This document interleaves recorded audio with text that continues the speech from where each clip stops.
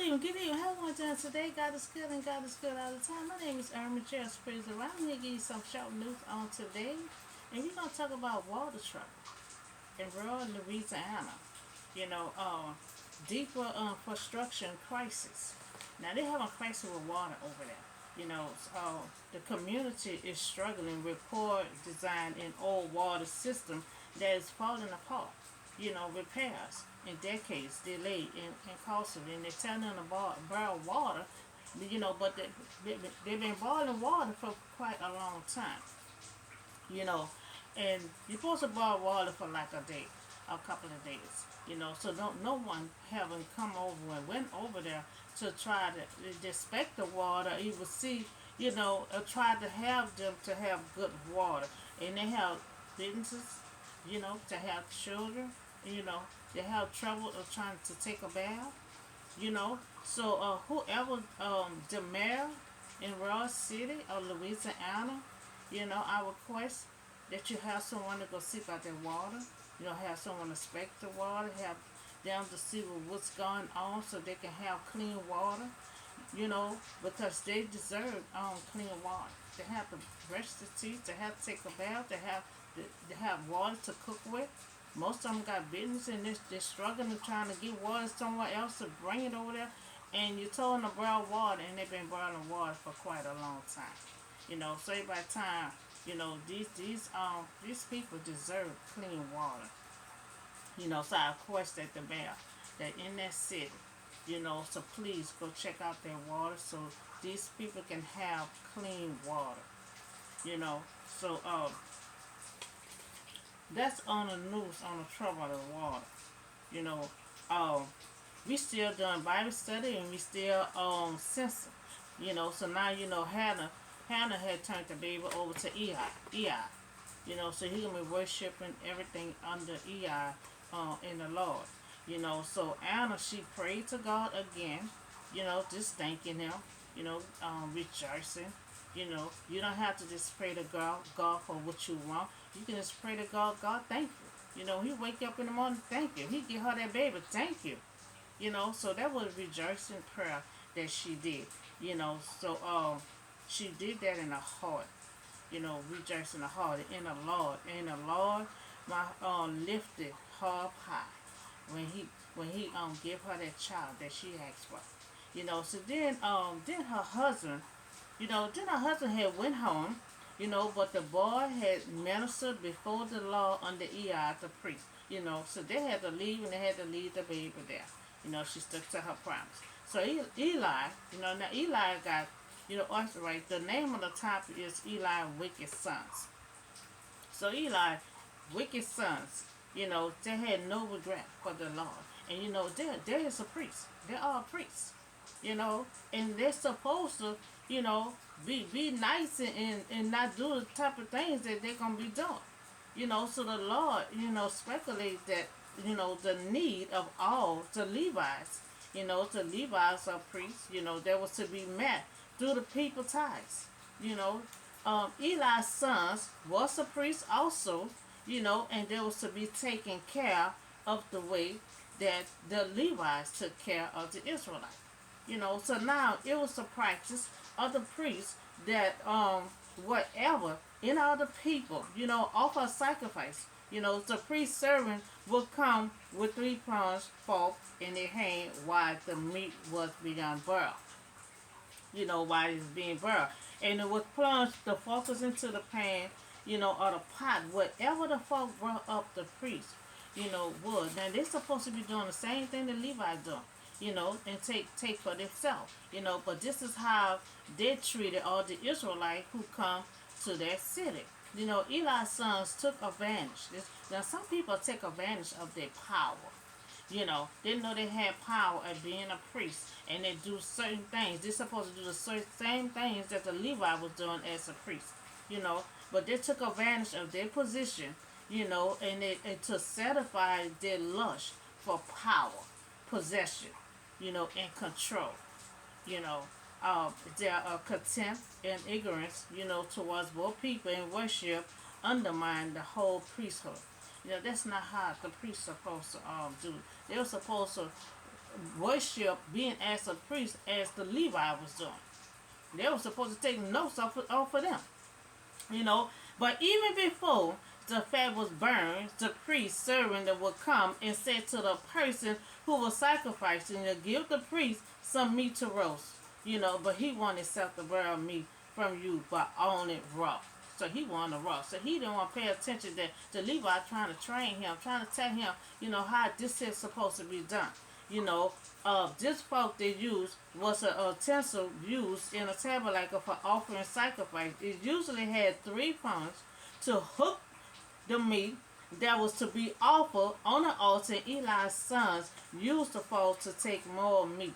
So they were just taking advantage. You know, supposed to take the fork and stuck it in the meat, but they're gonna take 3, 4 meats and stuck it on there, just taking advantage of it, just taking it for granted. You know, so the son used the fork to take more meat from the pot than was due to them. You know, so they were supposed to just do it on one. They were just taking advantage of their power. So if the person had to him to let the fat be burned first and then take whatever you want, the servant will answer, no, hand it over now. You know, that's just how mean it was. You know, they wanted raw. You know, instead of letting it cook like it's supposed to, instead of just getting one to let everyone else get theirs, he was saying it's raw. He said, give it to me now. You know, and if you don't, you know, I'm gonna take it by force. You know, that's how it was. You know, that's Eli's son. They say how nice and sweet Eli is, and sometimes you have the opposite of his sons. You know, so now Eli's sons is being evil. You know, they're being wicked. You know, they're willing to take it by force. You know, and that's not how a priest is supposed to do. You know, so this sin of the young men was very great in the Lord's sight, for they were treating the law offering with contempt. You know, they had no regret for God, because knowing you're not supposed to be carrying on like this as a priest. You know, so Eli wicked sons. Eli is both a priest and a judge. He's a priest and a judge.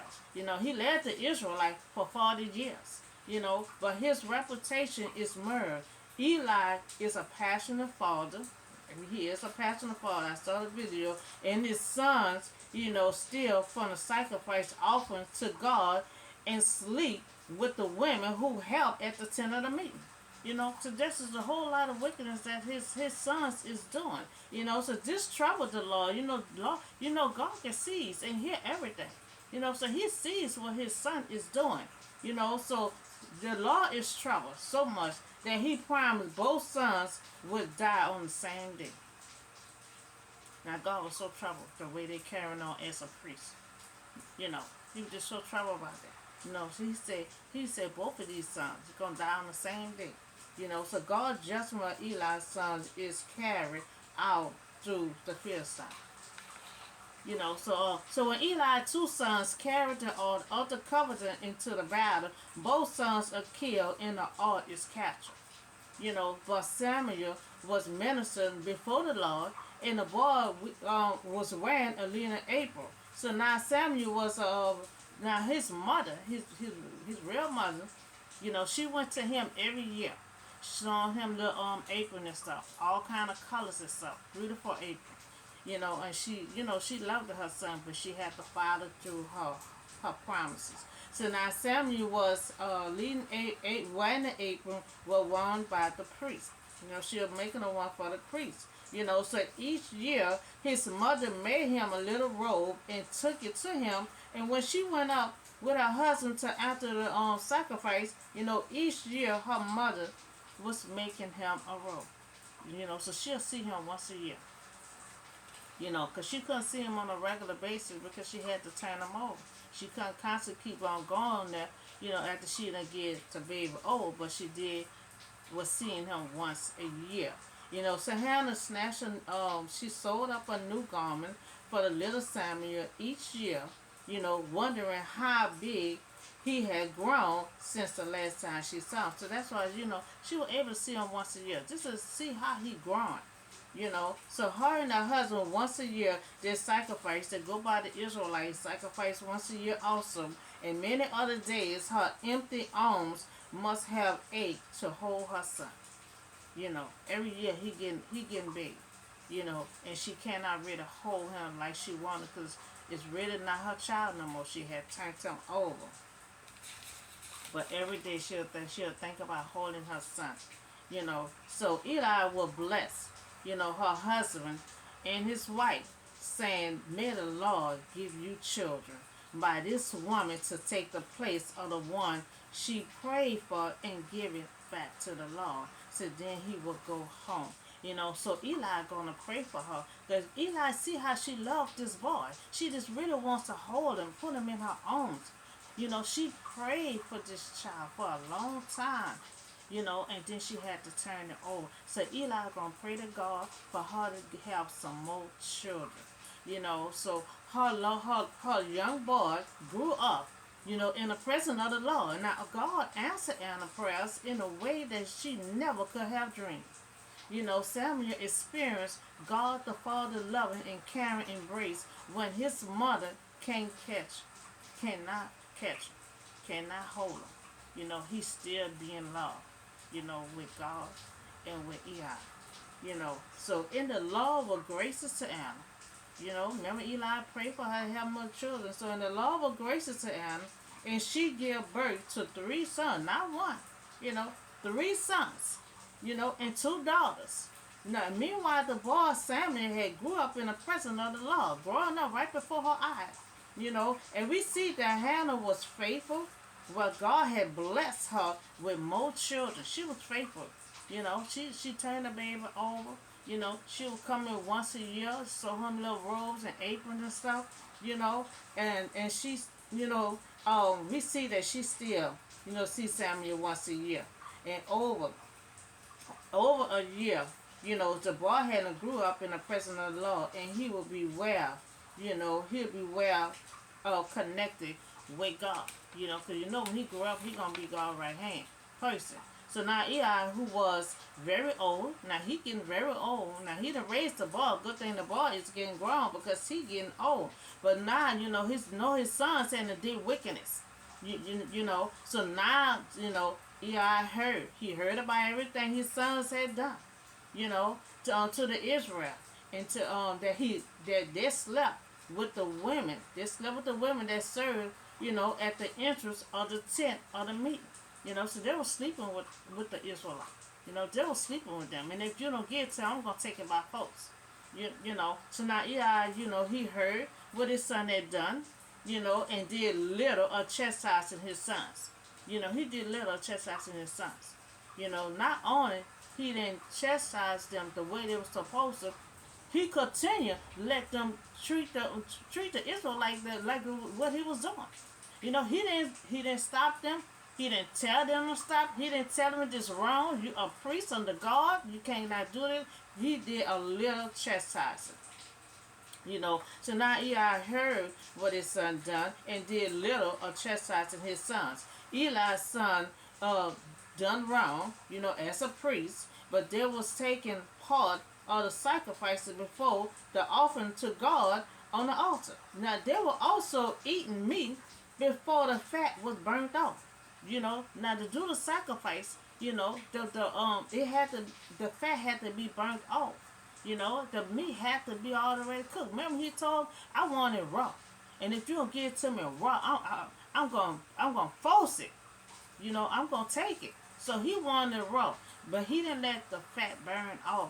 He didn't let it cook all the way or nothing. He just wanted it raw, and that wasn't a complete sacrifice. So this was against God's law. It was against God's law. In effect, Eli's sons were treating God's offering with a contempt. And Eli's sons were actually sinning while making an offering. So why he making an offering? They're in the process of doing a sacrifice. He's sinning, making the Israelites sleep with him, at the front gate. So to add to that, they were also sleeping with the women who served them. So Eli heard what his son did. He heard what his son did, but being as a parent, so he said to them, "Why do you do such things?" That's all he said. I heard from all the people about those wicked deeds of yours. That's all he said. He did not tell them to stop. He did not tell them it was wrong. Yeah, God don't want you to serve as a priest like this. He didn't tell them none of that. He just said, I heard all the stuff that y'all did. And that was it. Now sometimes people have a hard time disciplining their children. Eli had a difficult time, speaking to his sons. He apparently did not take any strong, he didn't take a strong discipline action with them. And when he became aware of their wrongdoing, but Eli was not just a father. Now he got to realize, he a father, he a judge, and he a priest. Not only just supposed to chastise them as a father, but trying to handle his rebellious son. He was a high priest of the God, ignoring the sin of the priest under his jurisdiction. As a result, the law would take the necessary action that Eli did not do. Now, see, God be watching. He's not only just a father. He was supposed to chastise them not because a father, because he a priest, and he also is a judge. Now he know how the procedure is supposed to go as a priest. Now he should have told them, he should have corrected his sons. No, you was not supposed to do it this way as a priest. He didn't chastise. He had a strong discipline on his sons. So you are guilty. So when you know somebody doing wrong and you right under them, and you say nothing, do nothing about it, you guilty as zip. You're guilty, to when you know what someone doing and not do anything about it, you is guilty as that person. That's why when somebody do a crime and somebody is with them, even though they didn't do it and they just sitting there watching, they get the charge too. Because you're guilty as that person. Because you sit there and watch. So Eli was guilty to honoring his sons, above God by letting them continue, in their sinful ways, that God would step in. And see, God was waiting to see how he was going to chastise his kids. See, he not only just a father, he a priest and he a judge. So God's trying to see if you're going to correct your sons about, the sacrifices of how the priest is supposed to be doing. So he did not correct them in a proper way of how they were supposed to be done. He just let it go. I heard what y'all did, and he just left it like that. And since God saw that he ain't had a strong discipline on his boss, God had to step in, because all three of them is a priest under God, and you have to follow the proper procedures as a priest when you sacrifice. He wanted raw, when you're supposed to let it burn till the fat come off, so his sons, however, did not listen to their father, and the rebuke for it was that we see the little things that Eli spoke to them. They did not listen to their father. They did not listen to their father, but he didn't have a strong discipline for them to listen. I heard what y'all did. So that's not really a discipline for his kids. As a father, a priest, and a judge, he was supposed to correct them on a proper way of sacrifice. The way, they weren't supposed to get that raw like that. So now we see the little things that Eli spoke to them. They did not listen to their father. For it was the Lord. He will put them to death. Because he saw that Eli did not chastise his children the way that he was supposed to. So his sons was a priest under God. So they betrayed God. So he interceded to put them to death because they did not listen to Eli, and they continued. Not only they didn't listen to Eli, they continued on doing what they was doing. But the boy Samuel, he continued to grow, in a stature and in a favor with the Lord and with the people. See, the people love him. The Israelites love him. And he's doing a good deed, but he still is being favored under God. So this gonna be a good God a good boy that's gonna grow up, but gonna be a good leader. He gonna be a good priest. He gonna be a good person, a good example for the Israelites. So we see that Samuel is still have favor with God. He's still growing up and learning everything he needs to learn. Being as the person that he are under God and under Eli. But Eli is showing bad example of not chastising his children when they're not doing the sacrifice and being as the priest in a way they're supposed to be. Now that's the story of Eli, wicked sons. And the baby boy is under Eli. So she's not showing an example of how you're supposed to chastise your children. He did he didn't tell them to know. He didn't tell them you're not supposed to do this. He could let them continue on doing what they're doing.